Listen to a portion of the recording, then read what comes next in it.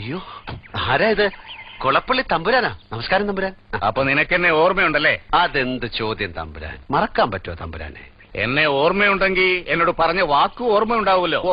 കോലവും പൊളിക്കണ കാര്യല്ലേ? ഈ ഐഡിയ വിട്ടിട്ടില്ല.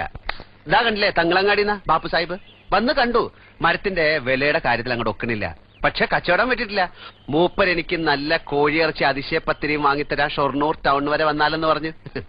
ഞാനാണെങ്കിൽ കോലത്ത് താമസമായ പിന്നെ സ്ട്രിക്ട് വെജിറ്റേറിയനാണേ. ഈ അമ്പലാചാരക്കുള്ള സ്ഥലല്ലേ, നോൺ വെജിറ്റേറിയൻ കേറ്റാൻ പാടില്ലാത്ര. നാട്ടിലെ ചില തെണ്ടി പരീക്ഷകളുമായി കള്ളുകൂടിയാണ് അവിടുന്ന് നേരിൽ കണ്ട ഇവര് പറഞ്ഞല്ലോ.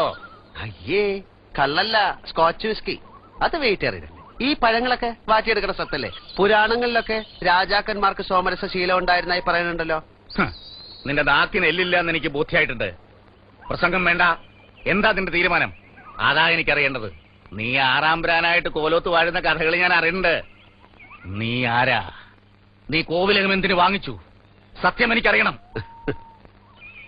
2 ചോദ്യങ്ങൾക്കാണ് തമ്പുരാൻ ഉത്തരം വേണ്ടത്. ചോദ്യം നമ്പർ 1, ഞാൻ ആരാണെന്ന്. ഉത്തരമില്ല തമ്പുരാൻ. മനുഷ്യൻ മഹാജ്ഞാനത്തിന്റെ കൈലാസം കയറുമ്പോഴും അവന്റെ ഉള്ളിൽ ഉത്തരം കിട്ടാതെ മുഴങ്ങുന്ന ചോദ്യം. ബുദ്ധനും ശങ്കരനും അവരും തേടിയത് ഇതേ ചോദ്യത്തിന് ഉത്തരം. ഞാൻ ആര്? അവര് പറഞ്ഞില്ല.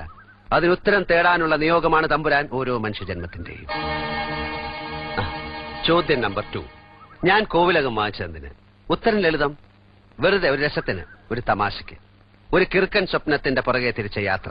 ഞാൻ വരാൻ സമയം കിട്ടുമ്പോ കോലത്തേക്ക്